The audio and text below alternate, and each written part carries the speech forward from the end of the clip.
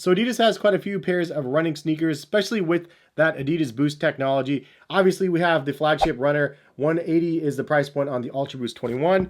Then we also have the Solar Boost 3s, which run at $160. But for $100, what can you get? Well, this is the Supernova from Adidas, and it does feature just Adidas Boost on the heel section of the shoe. So I wanted to give you guys a review of the Adidas Supernova, which is the budget-friendly $100 pair of running sneakers. I'm going to just kind of give you guys my thoughts on these from a casual perspective and let you guys know what I think. So let's go ahead and get into the video.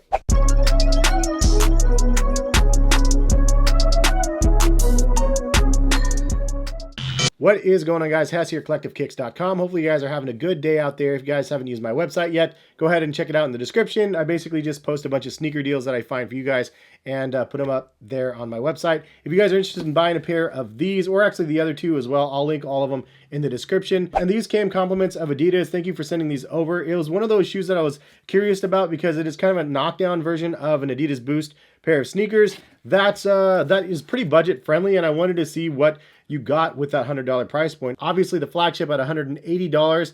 It's $80 more. It's almost 50% more than the budget-friendly version. So I just wanted to give you guys my thoughts on this pair of sneakers right here. So I went to the Adidas app and I just wanted to find a couple words of what they say about the shoes. It says it's a high-performance running shoe for short and long runs. You start your run before your feet even hit the pavement with a spark, a goal, or a desire to be your best self. Lace into these Adidas running shoes and the run starts now. High performance elements like responsive cushioning and supportive overlays keep you crushing in comfort. The breathable, seamless upper means cool feet even when you ramp up your speed. A couple of the highlights on the shoe: it features prime green, which is a high performance recycled material. It also has a hybrid midsole, which combines incredible energy return with boost and the springy feel of Adidas Bounce. And the Supernova in general is just made for beginner runners. It offers game-changing comfort for athletes training in their first race. So I think overall these two look very similar, and it is kind of like a taken down version of this shoe in a sense, where you do have kind of like a knit upper, you have a attached detached tongue, the heel cushioning that sticks up in the back. The midsole shape is fairly similar as well as just the overall shape of the shoes. And then the outsole traction is kind of like an easier, simpler version of these. The Solar Boost 3, though, has the LEP system similar to the Adidas Ultra Boost 21 right here. This does not have that, obviously. It's just rubber in a couple different sections on the bottom of the shoe. But you can see through the shoe, and you can actually see the Adidas Bounce in the forefoot of the shoe and then the Adidas Boost in the heel section of the shoe. So I like the fact that they put the Boost in the heel section of the shoe. It makes the most sense because that's usually where beginner runners are probably going to be hitting their stride, is the heel striking. I mean, I could be wrong. I'm not exactly a runner. You guys should know that by now. But I like the overall look of the shoe and what they offer. Again, prime green. It's nice that they use recycled materials for that mesh on the upper. I gotta say, this recycled upper is really, really nice, especially for $100. It is nice to know that they're using recycled materials, but it's really breathable as well. And it's actually kind of comfortable. In fact, I'd say that this is probably more comfortable than the Solar Boosts on feet. I could wear these ones like barefoot. This one I couldn't really do because there's an inside layer to this shoe that's a little bit rough around the toe section of the shoe. But obviously you probably shouldn't be wearing any of them without socks anyway, especially if you're running around.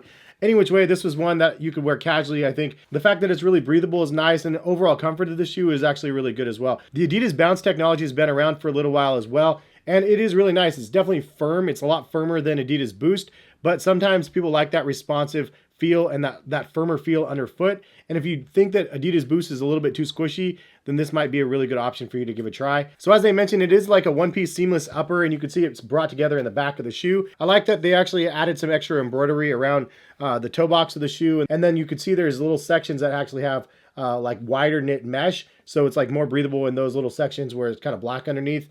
So I just think it's overall a smart design, the way that they integrated that with like those little seamless one-piece upper. Another thing I actually like about the shoe is the tongue. I like that this is actually kind of like a neoprene type material on the tongue. It's all the way on the inside, all the way down, and then on the top part there's a little bit of mesh right here. So it's pretty breathable, but it's really soft on your foot. The only downside is it does kind of pull down a little bit, so you have to pull up to slip it on. If you just kind of slip it on, it kind of gets pushed down like this. So you just got to pick it up and pull up, and I mean, it's just a lazy factor. It's not hard to do, but just pointing out Captain Obvious sort of things. The three stripes on the side, I believe, are reflective. As you can see in this colorway, it's gray.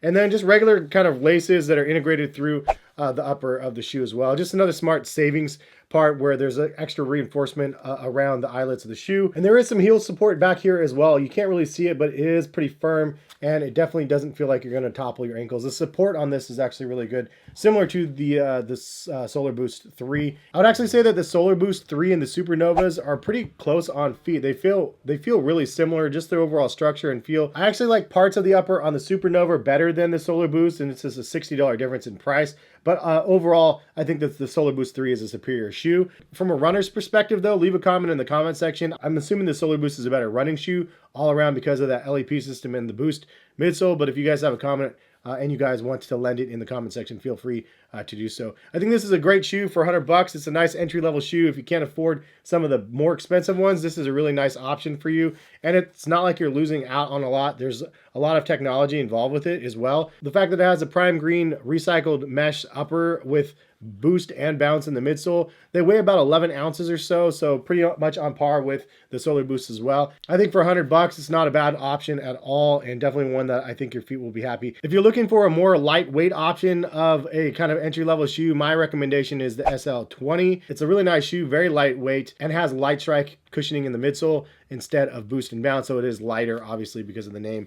But these ones are probably more durable because of the bounce and the boost. So longevity-wise, I bet these would actually last a lot more. But leave a comment in the comment section. What do you guys think about these Solar Boosts? Is it something you guys are interested in or not? In my opinion, these are a great all-around option for a pair of sneakers. The stability is really good. The cushioning is neutral. It's not crazy squishy on feet. The upper is breathable. And I mean, all in all, it's just one of those all-around shoes that I think you guys would be happy with. And eventually, this is one of those shoes that will actually go down in price as well as the year goes on. So if you guys aren't interested in it at retail, check back in the link, and then you could see when the sales start happening eventually on the shoes as well. Thank you guys for stopping by and watching. Shout out to Adidas again for sending my pair over. Much appreciated. Have a good rest of the day, and subscribe to the channel if you haven't thus far, and hopefully we'll see you guys back for some more videos. All right, peace, guys.